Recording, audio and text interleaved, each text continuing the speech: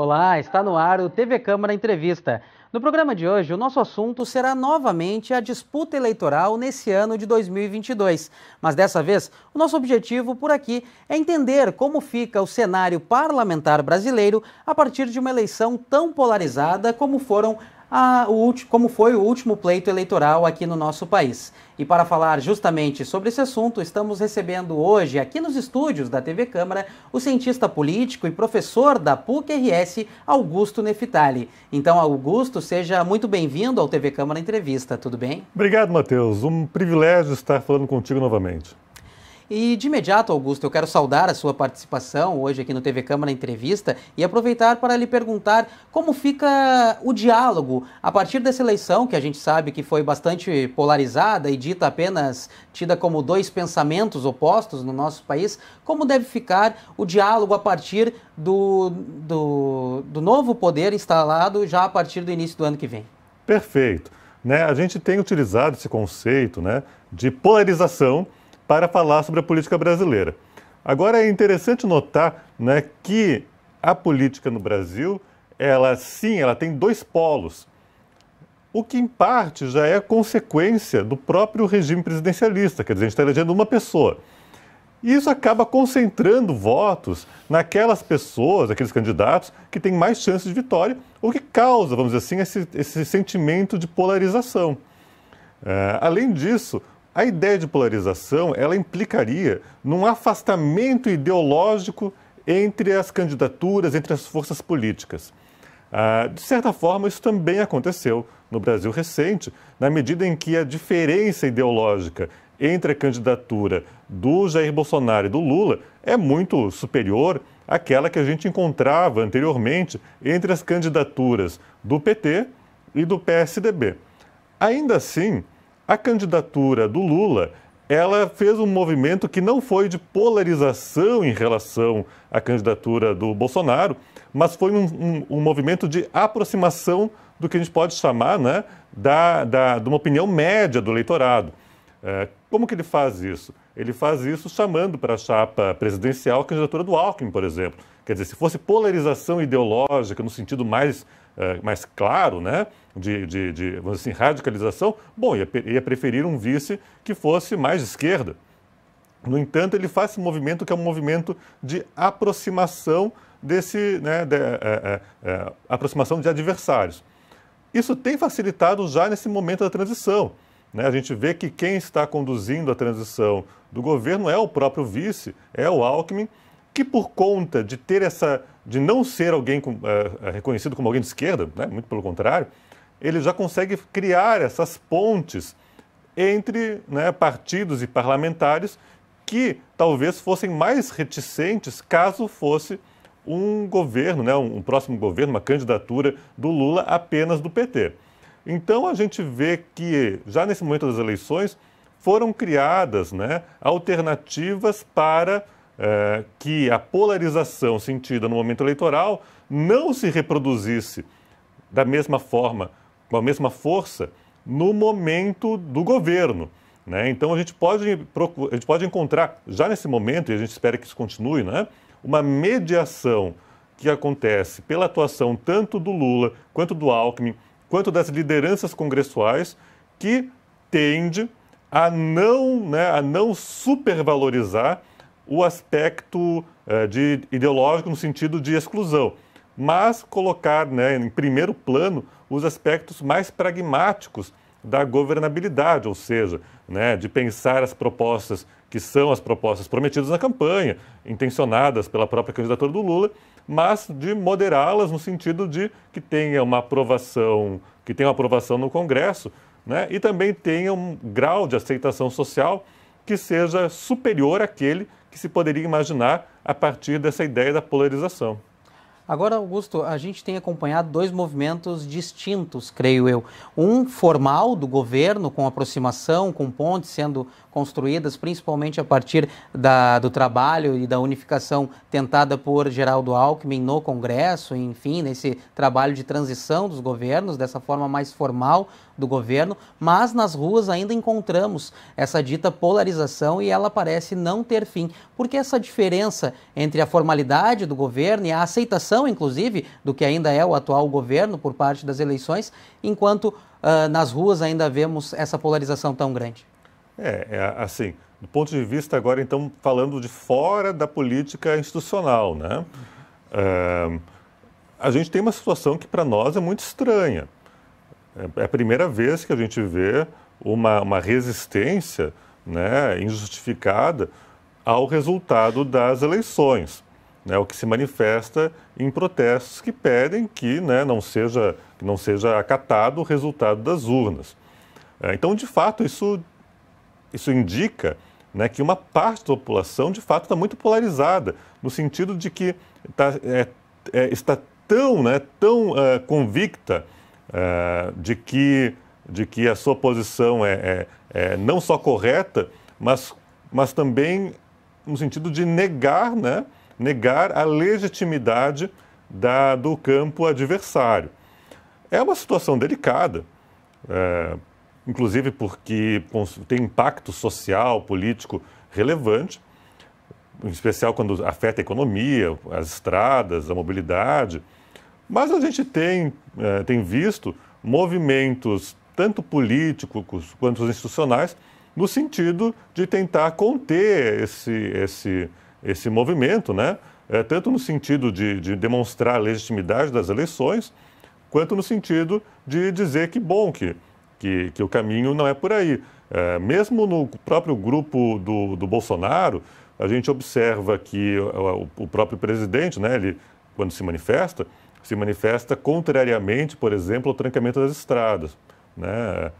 Hoje mesmo parece que teve uma nota por parte das Forças Armadas condenando também o que se vê como abusos no exercício democrático do direito de se manifestar. O problema aqui é um problema de resolutividade. Quer dizer, é legítimo que a oposição não fique apenas no Congresso, que a oposição possa falar, por exemplo, em público quando tem divergência em relação a uma proposta política. Agora, no atual momento, não tem nenhuma discussão que seja viável do ponto de vista político. Quer dizer, não aceitar o governo eleito não é algo que tenha condições de se concretizar num regime democrático e nem em condições fáticas, né? Então, o que a gente vê agora é um potencial uso por parte da oposição, que é o movimento do Bolsonaro, que será o movimento do Bolsonaro em especial, para a utilização dessa forma política, né, do protesto, para pautar a oposição nos próximos anos. Então, qual que é a importância aqui?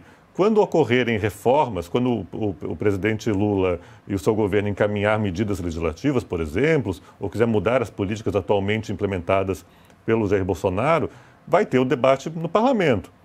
Mas é possível que essas pessoas que hoje estão ativas politicamente também voltem a se manifestar publicamente. Então, nesse fato, sim, quer dizer, isso vai ter um impacto político para o Brasil nos próximos 4 anos, a depender da dimensão que isso possa tomar. É uma preocupação que o próximo governo e as instituições gerais devem ter no sentido de que elas sejam condizentes, vamos dizer assim, com o regime democrático e com o direito legítimo de manifestação pública, mas não exacerbe esse direito, né? Então essa situação da polarização social, ela terá um impacto, mas precisará ser um impacto mediado, né? E dentro do que é legítimo e do que é factível, né? Não pode ser uma rejeição a tudo, mas precisa ter uma direção no sentido, bom, o que nós queremos, o que nós achamos que é conveniente, o que nós achamos que não é conveniente, respeitando, então, a legitimidade do governo eleito. Agora, Augusto, de forma institucional, falando da política institucional, o governo recém-eleito tenta fazer um trabalho de transição bastante brando, com bastante diálogo e de forma legítima, enfim, colocando as suas intenções para o ano que vem, mas já vem encontrando barreiras para mudanças legislativas, como tu citastes anteriormente, e também para esses debates em plenário. Como tu enxerga esse trabalho de oposição a partir do início do ano que vem, já que também os governadores que foram eleitos pelo lado de Jair Bolsonaro vão precisar dialogar com o atual presidente, o próximo presidente recém-eleito, Luiz Inácio Lula da Silva? Perfeito. A política brasileira, né, ela não é uma política que tenda ao conflito entre parlamento e presidência, né? A gente ocorre em outros países em que o parlamento é dominado por um partido da oposição e daí o parlamento mesmo se encarrega de fazer, né, a oposição ao governo. No Brasil, isso não ocorre normalmente. A gente encontra exemplos disso, né, na época do impeachment, mas eles são relativamente raros, né? O comportamento normal do sistema político brasileiro é um comportamento de diálogo entre a presidência da República e o Congresso, por meio dos partidos políticos e de suas principais lideranças. Claro que o Congresso eleito ainda precisará assumir, né? Então vai ter muita gente nova, enfim, que ainda não está participando das negociações. No entanto, até o momento a gente tem visto um esforço bem sucedido por parte do governo de transição, né, de dialogar com as principais lideranças do Congresso e de estabelecer essas pontes para o futuro governo.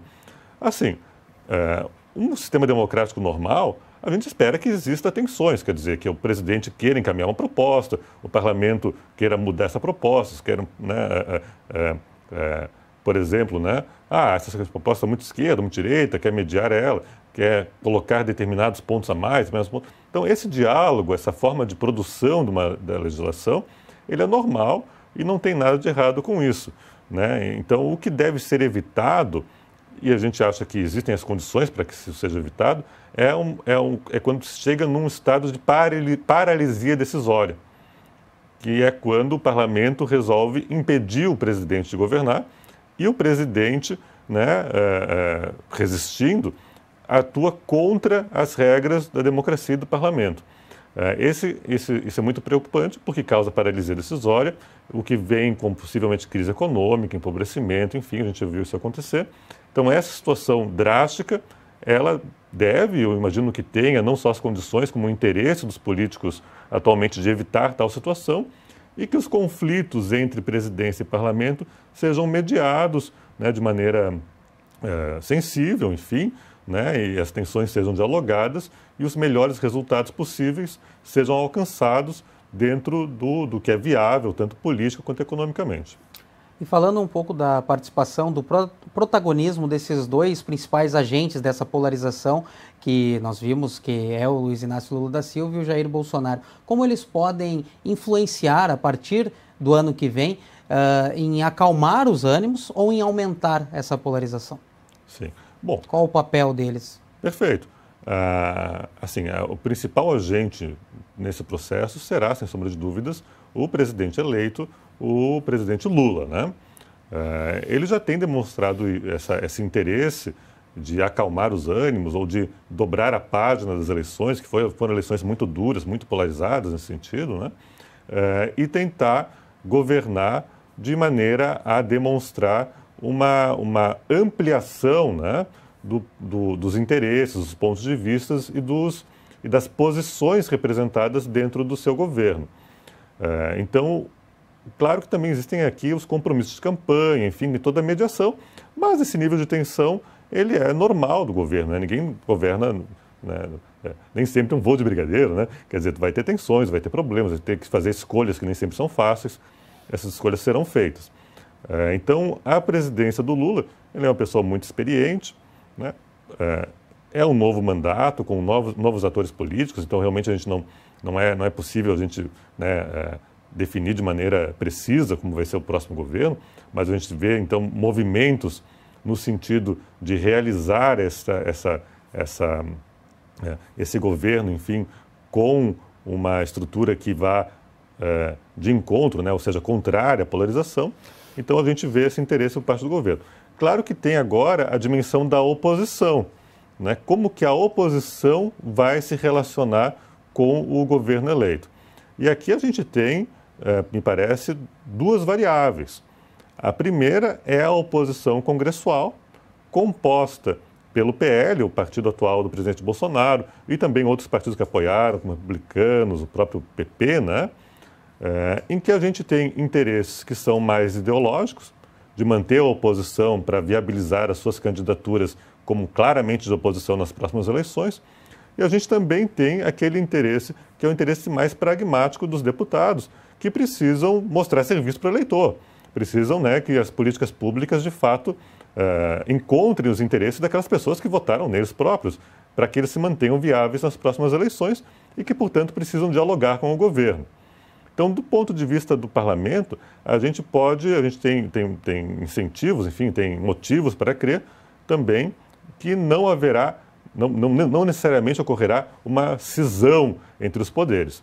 Claro que tem agora a figura, né, do presidente Bolsonaro, que não vai ter cargo público, e do seu grupo mais próximo, inclusive a família, né, que tem atuado politicamente como parte da estruturante, vamos dizer assim, desse movimento político. O presidente Bolsonaro não tem falado muito. A gente não tem certeza de como que vai ser o seu posicionamento nos próximos 4 anos, né, pela primeira vez, portanto, na oposição, depois de ter cumprido com seu mandato de presidente da República. O que a gente pode esperar, né, não só do presidente Bolsonaro, como das lideranças políticas mais próximas, inclusive da família, não é muito preciso. Porque a própria ascensão do Bolsonaro à liderança nacional, ela ocorre no momento de crise política, né, em que ele é muito energizado pela tensão política, pela descrença nas instituições, tanto que ele é dito como um outsider na política. Né? Agora não tem como ser mais outsider porque foi presidente da República. Né? Todo mundo conhece, todo mundo tem uma posição a respeito do que foi o seu mandato. Então, exatamente como que esse grupo mais restrito dentro da oposição, que é o grupo central em torno da candidatura da presidência, da candidatura do Bolsonaro, vai se comportar, isso a gente vai precisar esperar os próximos meses para ter uma visão um pouco mais clara. Agora, Augusto, fazendo uma projeção para os próximos 4 anos, né, já que não podemos também fazer um exercício de futurologia aqui, mas o senhor espera que o Bolsonaro mantenha uma liderança, não somente dentro do partido, como também com o público que apoiou ele nos últimos 4 anos? Pois é, uma resposta mais fácil seria dizer que sim. No entanto, existem alguns elementos que permitem colocar em dúvida em que grau essa liderança poderá ser exercida. Por exemplo, vamos pensar assim essa lógica dos protestos, né, que é a lógica do verde e amarelo, do hino nacional, desses símbolos. Ela é anterior à emergência do Bolsonaro. Ela começa a acontecer lá no período dos protestos da Copa, ela depois vem em relação ao impeachment, no qual o Bolsonaro não era uma liderança expressiva, né, ela atravessa a campanha entre o Aécio e a Dilma, né, e só depois tem o mandato do Temer, e só depois que o presidente Bolsonaro, de fato, se torna, né, uma liderança que acaba compreendendo, vamos dizer assim, esses anseios, essas insatisfações, até mesmo esses símbolos e essas formas de fazer política por meio dos protestos que a gente continua vendo até hoje. Como o Bolsonaro ele entrou depois, não quer dizer que essas formas, esses simbolismos, essas preocupações não possam também prescindir do próprio Bolsonaro, né? Quais seriam as outras lideranças? É difícil dizer, né? Mas a gente tem uma série de pessoas que aderiram ao Bolsonaro, desaderiram, voltaram a aderir, né? Por exemplo, o próprio Moro, que também foi talvez uma outra pessoa central em todo esse processo. Como que o Moro vai se comportar nos próximos anos, né? Como senador da República que será.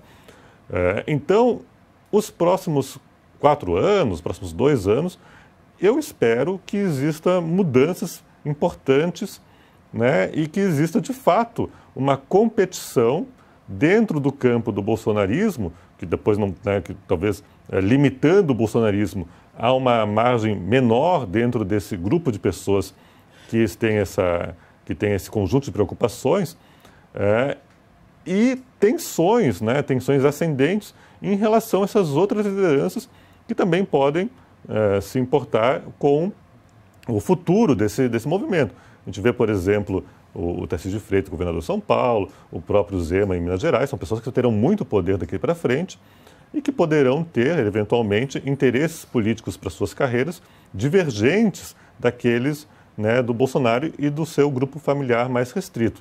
Então, o que a gente vai ver daqui para frente, é difícil de prever, né, mas a gente pode prever, sim, que existem elementos para que ocorra tensões e rupturas dentro desse grupo político, né, que foi, evidentemente, né, muito dominado, né, liderado pelo Bolsonaro e pelas suas lideranças políticas mais próximas ao bolsonarismo. E tendo a liderança de Jair Bolsonaro ou não, as estratégias que cada lado tomou já estão colocadas à mesa. Dito isso, é possível que a próxima oposição se aproxime um pouco mais da base do governo ou que pelo menos haja uma menor polarização a partir do início do ano que vem? Sim, a gente assim, o grupo, né, o grupo de partidos, a coligação, né, que apoiou o presidente Bolsonaro, ela fez um número expressivo de parlamentares na Câmara e no Senado. Então, ela vai ter condições de expressar uma pauta política, por exemplo, votando contra os encaminhamentos do governo, propondo alternativas, sendo de fato resolutiva no que concerne à aprovação ou rejeição das propostas. Então, isso demonstra uma capacidade, uma força desse largo movimento que, neste ano de 2022, apoiou o Bolsonaro. Agora, não é possível dizer, neste atual momento, se este comportamento desses partidos será unificado. Ou seja, será que PP, PL, republicanos, né, vão agir de maneira conjunta? E será que vão conseguir manter a fidelidade do conjunto de seus deputados? Ou será que vão ocorrer negociações e que parte desses partidos, ou parte, inclusive, desses deputados e deputadas, né, poderão atuar de maneira mais, como se fala, neutra, né, sem exercer uma oposição sistemática, mas com pontas, né, com pautas específicas em cada projeto de lei, o que facilitaria o mandato do presidente Lula do ponto de vista legislativo. A gente tem alguns indicativos que favorecem essa segunda hipótese, né? Em primeiro lugar, a negociação do Lira, né, que é uma liderança do PP, presidente da Câmara, já com o Lula, enfim, tentando criar algum tipo de ponte, e também o fato de que muitos desses deputados, mesmo eleitos pelo PL, pelo PP e pelos republicanos, não fazem parte desse grupo central do bolsonarismo. São políticos que já vêm de muito tempo, já estiveram aí nos governos do PT, né? Então, portanto, não seria de se esperar deles, né, ao longo do mandato, uma posição ideológica de oposição que poderia ser muito ruidosa ou criasse dificuldades exacerbando, né, o problema da governabilidade para o presidente Lula. Agora, Augusto, trazendo um pouco para o cenário estadual e municipal também, as últimas eleições deixaram claro alguns fatos, ações, inclusive negociações que vão marcar a história, como a união estadual para o segundo turno entre o PT e o PSDB aqui no Rio Grande do Sul e também uma espécie de cisão municipal aqui no que se trata do MDB, que é o partido do atual prefeito em Porto Alegre. Então, lhe pergunto como o senhor enxerga essa polarização também no âmbito estadual e municipal. Perfeito. Aqui no Estado, né, fica um pouco mais difícil falar em polarização, porque aqui nós tivemos, de fato, 3 candidaturas ao governo do Estado competitivas, né? A gente chega no primeiro turno e a gente tem o Onyx, né, com 40% dos votos, um pouco mais, e o Leite e o Edgar Preto com 25% dos votos, mais ou menos, empatados, né, na verdade, praticamente. Demonstrando, então, que essas 3 candidaturas tinham viabilidade de se classificarem para o segundo turno. A política no Rio Grande do Sul, do ponto de vista estadual, né, nas últimas décadas, ela se comportou como uma polarização, de fato. Como que ela ocorria? Tinha uma candidatura do PT e uma competição entre as candidaturas de direita, geralmente do PMDB e do PSDB, né, para ver qual das duas que competiria contra o PT no segundo turno. E daí a gente teve a eleição, né, nessa forma de organizar a política, né, desde o Olívio com o Brito, né, do Brito contra o Olívio, do Olívio contra o Brito, da Ieda, depois o Tarso, o próprio Rigoto e depois, né, o próprio Sartori. o próprio Sartori. Essa lógica ela é rompida com o Leite, quer dizer, na qual o PT fica de fora, né, e não é mais aquela competição dentro da direita para ver quem seria o opositor da esquerda, e sim entre dois candidatos que seriam, bom, de direita ou centro-direita, né, deixando o PT de fora, que foi a última eleição entre o PMDB, né, do Sartori, e o PSDB do Leite. Nessa eleição, a gente repete essa estrutura na qual o PT fica de fora da eleição, mas a diferença, como bem notaste, é que dessa vez o PT resolve não coligar, né, mas indicar uma preferência pelo Leite em oposição ao Onyx, né? Então isso de fato demonstra uma mudança, né, na estrutura política do Rio Grande do Sul. Mas ela foi dada pelo quê? Ela foi dada, em grande parte, pelo reflexo da política nacional, na qual o Onyx estava, de fato, muito conectada à candidatura do Bolsonaro, né? E então não faria sentido para o PT, né, e para a própria candidatura do Lula manter uma isenção. A candidatura do Leite, percebendo isso, ela não se movimenta no sentido de buscar o apoio do PT. Né? O Leite, em nenhum momento, ele faz, né, um gesto explícito de coligação, como, por exemplo, aconteceu entre a Tebet e o Lula. Né? Então, o Edgar não vai no palanque do Leite, quer dizer, ele, de certa forma, recebe o apoio do PT, ou, né, no final das contas, o apoio mesmo, né, uma indicação do voto, indicação crítica do voto, sem fazer nenhum tipo de concessão programática ou nenhum gesto de coligação, tanto que, né, o que a gente tem acompanhado agora na transição para o novo governo Leite, ela não avança no sentido de incluir o PT como um dos seus apoiadores na Assembleia Legislativa. Né? Então, o que a gente pode esperar para as próximas eleições é que essa estrutura ela se mantenha. Não vai ocorrer aqui uma aproximação do PT com o Leite. O Leite vai continuar tentando governar com uma terceira via. E esse campo que apoiou o Onyx, que é em especial, então, do ponto de vista estadual, tem relevância a partir do segundo turno, né? Mas o PP, o PL, que é de fato o bolsonarismo, né, criado a partir da emergência do Bolsonaro. Nós temos aqui o Republicanos também, com a eleição do Mourão como senador. A gente vai precisar observar como que esse campo, que pela primeira vez parece ter condições, né, de colocar a direita, propriamente considerada como viável, ele vai se comportar nas próximas eleições. Porque agora, então, no Estado, a gente tem 3 forças políticas e a gente pode esperar uma competição, portanto, mais acirrada, mais plural e até, nesse sentido, menos polarizada no Estado daqui para frente. E no âmbito municipal, para as próximas eleições, se candidatar à reeleição, Sebastião Melo deve encontrar uma oposição bastante extrema também? A situação aqui em Porto Alegre ela é um pouco diferenciada da situação estadual em geral, né? Porque a gente tem padrões dispersos do comportamento eleitoral no território do Estado. Um padrão mais diferente na Serra, um padrão mais diferente na fronteira e um padrão diferencial também aqui na capital.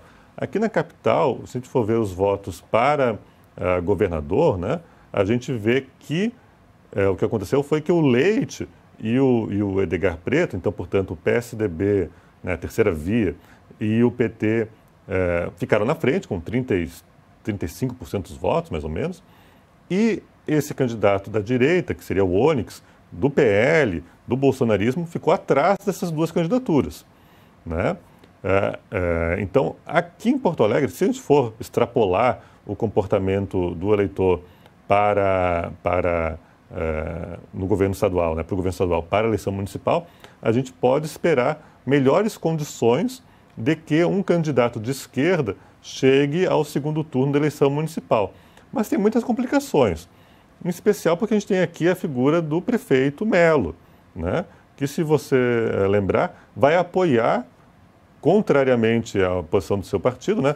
Não sei se chegou a apoiar expressamente, mas fez movimentos no sentido de apoiar a candidatura do Onyx, tentando, portanto, galvanizar, né, esse apoio que ele, de fato, recebeu do bolsonarismo para o seu segundo turno. Agora, a situação é muito mudada. Hoje a gente tem um PL bem estruturado, a gente tem um Republicanos que, de fato, elegeu senador, a gente tem, vamos dizer assim, um destacamento, mesmo em Porto Alegre, que faz mais de 20% dos votos, dessa direita, que parece querer se diferenciar do que são os antigos representantes desse grupo, que era o PMDB propriamente e o PSDB. Então a pergunta que fica várias perguntas, né? Mas uma delas será que o PL, né, o grupo do Onyx, o grupo do Mourão, vão aceitar ficar com um candidato do MDB, né, apoiar a reeleição do Melo, ou será que eles vão ver esse momento como um momento de consolidar, né, se consolidar politicamente e, portanto, lançar uma candidatura própria à prefeitura da capital? Será que o PSDB vai perdoar essa traição do Melo, né, e embarcar numa candidatura do Melo por conta da coligação que existe a nível estadual com o PMDB no governo, né? Então, assim, embora do ponto de vista geral a situação pareça favorável ao Melo e ao grupo, me parece que tem um grande número de tensões dentro desse grupo que pode ter um efeito destrutivo, né? Eventualmente, o Melo, como candidato à reeleição, pode ter condições de se sobrepor politicamente a essas divergências. Agora, por outro lado, a gente vai ter, né, no campo da esquerda, também algumas tensões. Porque, embora a candidatura do Preto tenha dominado, né, o campo de esquerda na eleição para governador, aqui em Porto Alegre o PSOL fez excelentes votações para deputado federal e deputado estadual. Então, a outra questão que chega, será que esse campo de esquerda também vai conseguir se unificar para lançar uma candidatura à prefeitura? Né? A gente teve, por exemplo, a candidata Manuela, né, que não participou. Será que ela participará da eleição municipal? Será que será possível viabilizar uma candidatura que já saia com esse conjunto de votos? Será que vai construir uma nova alternativa? Será que elas vão ser... Então, aqui para o município, a gente vê uma fragmentação maior, muitas dúvidas a respeito do próximo pleito, em especial porque essas diferentes forças, PL, o bolsonarismo, o próprio PSDB, muito enfraquecido nacional, mas com força no Estado, o PT, que parece perder espaço para o PSOL dentro de Porto Alegre. Então, a gente vai ter um momento de consolidação de todas essas forças que tende a um lançamento de várias candidaturas e talvez uma fragmentação muito grande na competição pela Prefeitura de Porto Alegre. E, Augusto, para a gente concluir, então, o nosso programa de maneira breve, falando do âmbito municipal, existe a possibilidade de novas lideranças ainda surgirem para o próximo pleito, já que você citou aí Sebastião Melo e Manuela Dávila, que já são bastante conhecidos aqui no nosso município? Perfeito. A gente deve esperar, sim, um movimento para consolidação dessas lideranças. Por duas razões, né? Assim, dentro do espectro de centro-esquerda, que a gente fala então do PT, do PSOL, né, que são os partidos que parecem ter maior capilaridade aqui em Porto Alegre, considerando que agora é o governo Lula, considerando que possivelmente não vai haver aquela urgência em demonstrar uma unidade contra um inimigo maior, que era o Bolsonaro no poder, é possível que as candidaturas do PSOL elas se sintam mais à vontade para lançar uma candidatura própria, no sentido de consolidar a sua posição política e o que tem de diferente em relação às candidaturas mais tradicionais do PT e do PCdoB, né? Então a gente pode esperar sim essa tensão dentro do campo de esquerda. E bom, tem vários nomes do próprio pessoal, alguns são mais conhecidos, como Expressão Nacional, outros possuem uma dimensão, como os próprios vereadores que se elegeram deputado federal, do ponto de vista da candidatura à prefeitura. Então a gente pode esperar sim que surjam, não propriamente nomes novos, né, mas nomes que antes não haviam disputado ao executivo, ou inclusive que já haviam disputado anteriormente. Do ponto de vista do bolsonarismo, vamos dizer assim, que não inclui o PMDB, o MDB, né, e nem o PSDB, mas esse grupo que, de fato, se consolidou ao longo do governo Jair Bolsonaro, a gente também tem um incentivo. Qual que é o incentivo? Olha, na eleição passada, é aquela eleição do choque do bolsonarismo. É aquela eleição que, bom, que não existia esse personagem com uma liderança nacional expressiva e passa a existir. E que aqui no Estado, isso é, de certa forma, lidado, incorporado ao sistema tradicional. Então a gente vê o PP se aproximando do bolsonarismo, aqui em Porto Alegre, em outros momentos também, o MDB se aproximando do bolsonarismo e tentando evitar esse choque que em outros estados, que nem em Santa Catarina, no Rio de Janeiro, levou à eleição de pessoas muito diferentes. Então aqui no estado tem o sistema partidário, ele tem uma situação de se conformar a essa nova força política. Agora, eu não vejo mais que exista condições para esse conformamento, esse ajustamento. E a gente pode, portanto, esperar que a própria candidatura do Onyx, por exemplo, né, que já teve tentativas de se eleger prefeito de Porto Alegre, né, atualmente existiriam incentivos para que esse conjunto de lideranças, conjunto de partidos, marcassem a sua diferenciação e lançassem candidaturas próprias. A gente tem aqui tanto deputados estaduais quanto federais, quanto o próprio candidato Onyx, que poderiam, né, desempenhar esse papel. Então vai ser uma aventura, vai ser legal de ver a próxima eleição de Porto Alegre, vai dizer muito sobre como será os próximos anos da política gaúcha. Bastante imprevisível. Então, Augusto Neftali, cientista político e professor na PUC-RS, muito obrigado pela participação hoje aqui no nosso programa. Prazer o meu, uma satisfação falar contigo. TV Câmara Entrevista de hoje fica por aqui. Para acompanhar mais detalhes da nossa programação, fique de olho nas nossas redes sociais. Obrigado pela sua companhia, pela sua audiência e a gente se encontra na próxima edição. Até lá!